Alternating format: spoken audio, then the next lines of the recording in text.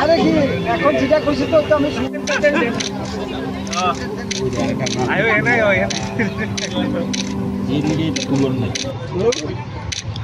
শ্রাবণ আমরা জানি কবিগুরু রবীন্দ্রনাথ ঠাকুরের প্রয়াণ তিথি 1941 সালে এই দিনেই তিনি প্রয়াত হয়েছিলেন। ইংরেজি তারিখটা অনেক সময় 7, 8, 6 আগস্ট এরকম থাকে।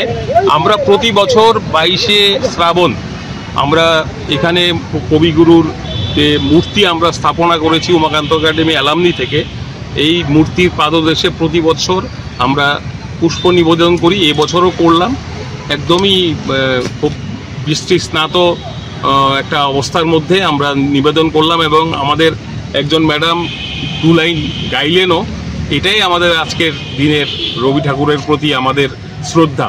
এবং একই সঙ্গে আমরা আজকে এখানে কয়েকটি বৃক্ষরোপণ করব 22শে শ্রাবণকে মাথায় রেখে। আমাদের এই যে আন্তরিক উদ্যোগ, এই উদ্যোগে আমাদের অ্যালামনির সঙ্গে আমাদের উমাকান্ত একাডেমি ইংরেজি medium, Umakanta academy Bangla medium দুটি স্কুলেরই ছাত্রছাত্রীরা এবং শিক্ষক শিক্ষিকারা আমাদের সঙ্গে উপস্থিত ছিলেন এবং তারাও সম্পূর্ণ উৎসাহ নিয়ে এই পুষ্প নিবেদনে তারা উপস্থিত ছিলেন। না রে, রেজিস্ট্রি করে বিয়ে করব। গয়নাগাটি কিছু হবে না রে। দিদিকে আর কত চাপ দেব বল? দিদি আমার জন্য অনেক কিছু করেছে।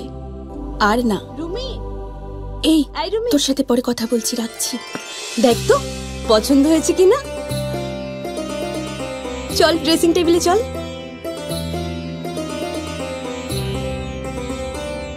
দিদি তুই পছন্দ হয়েছে?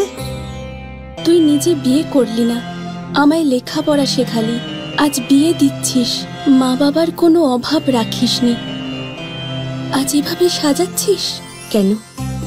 কোনো দিদি কি পারে না তার আদরের বোনের মা বাবা হতে? তোকে কি সুন্দর লাগছে।